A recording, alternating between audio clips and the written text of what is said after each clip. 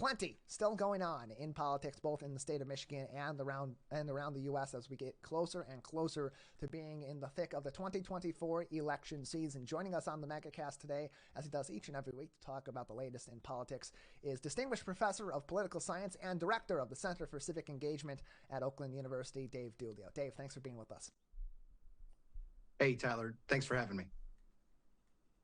Yeah, glad to have you on as we have some news from right here in the state of Michigan, as the Michigan Republican Party recently announcing that it had passed new rules for the 2024 primary election that would move the state not entirely out of a popular vote system, but the majority of the power of deciding Michigan's nominee for the Republican Party nomination being from caucuses, with about 1/3 continuing to be impacted by the popular vote. In terms of how this impacts Michigan's Republican Party, how does that have an impact on 2024? Does it lean one way or the other in terms of supporting Trump or other candidates that may pop up? Sure. So I think some context here is important. The Michigan Republican Party here was in a bit of a bind because the state legislature last year, or earlier this year, scheduled the presidential primary for February 27th. And that is state law. But that state law violates the National Republican Party rules that doesn't permit states, except for a few, handpicked, that to have a primary before March 1st. So the MIGOP was sort of damned if they do, damned if they don't kind of thing. And what they did is try to strike a balance and have a primary, be able to have that that usual process, but also try to use this caucus that isn't going to violate national party rules. And I believe they're still going to have to get a sign off from the RNC to approve this plan so that they're not violating party rules. And but I think it's an attempt to sort of navigate the minefield of party rules. So but to your point, the caucus system is used in many states. Famously in Iowa, although it's a lot different there. It has been a lot different there than it would play out here. Nevada is a caucus state. There are a bunch of others.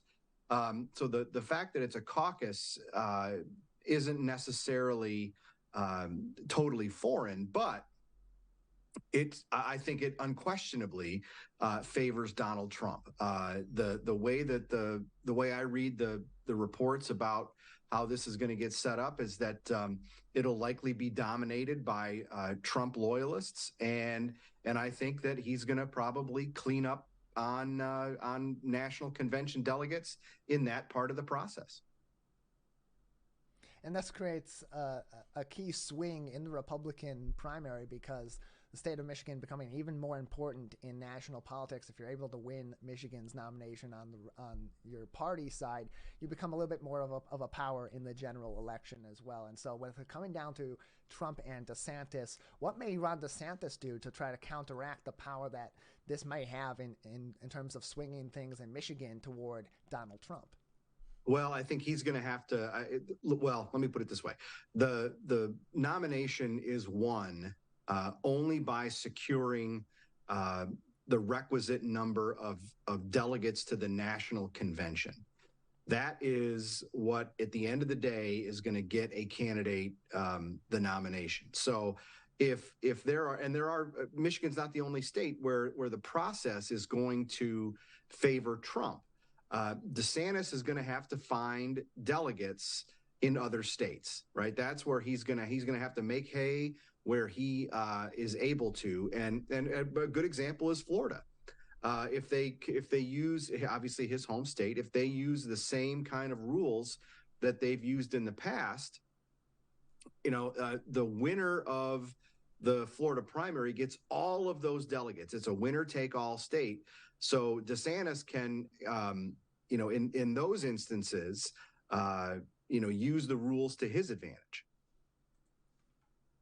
And we've seen the rhetoric between Donald Trump and Ron DeSantis in recent weeks really start to ramp up, even as we're well away from the first primaries for the 2024 nominations coming into play, as Trump this week calling Ron DeSantis disloyal for recent attacks that he's made on Donald Trump, and going as far as to pretty verbatim say, I made Ron DeSantis, I got him elected.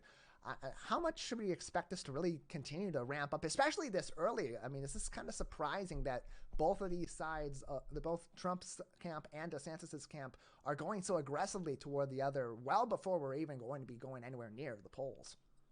Yeah, I think Trump has had his foot on the gas a bit more than DeSantis in this regard. Although the Florida governor has punched back a little bit. I think you're going to see Trump keep it up. He's at his best politically when he is aggressive and when he is defiant and when he is confrontational. So, that's worked for him in the past, and I think he's going to keep trying it till it fails. And to keep on the note of Donald Trump's campaign, recently indicted on federal charges in relation to documents, both classified and top secret, that were located at Mar-a-Lago on his person following his presidency, which is in violation of the law.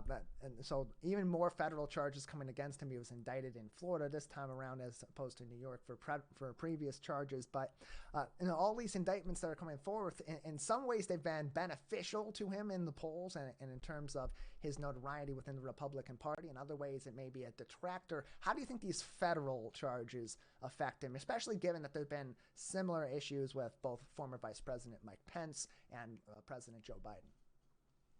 It plays right into his hands, right? I think that Trump was going to use these indictments and the comparisons to other elected officials. You mentioned it, and he's going to use the Biden example and say, look, they're after me. It's a witch hunt. This is political, and the polling around this shows that a sizable chunk of the country and obviously an even bigger part of the GOP thinks that this is a political prosecution, and so that helps him.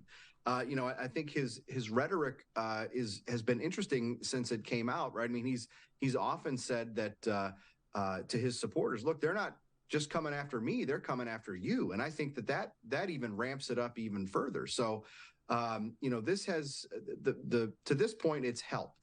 I wonder if, and who knows how long the trial is going to take. We've had a trial date set for August 14th.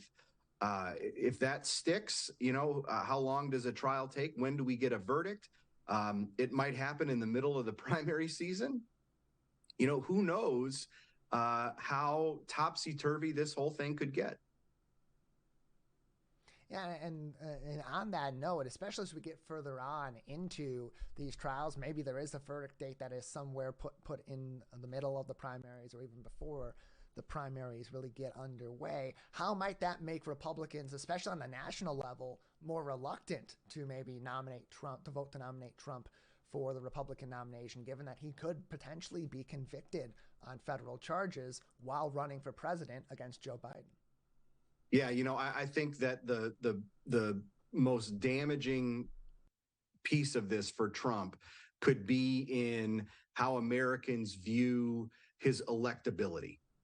If enough Republicans see him as somebody who can't win the general election, even though they might want to support it, if they get some pragmatism to come around and see a convicted Donald Trump be the front runner, yet they see him as having too much baggage to lose so that he'd lose to Biden, I think that might turn things. But short of that, I think that his supporters and even some, certainly his most strident supporters are probably never going to leave him. But some of those soft supporters who might like Trump's policies or like the results that he got in his 4 years in office, they might start to drop off and say, okay, look, I like Trump, but I want to win the presidency. I don't want to have another 4 years of Joe Biden.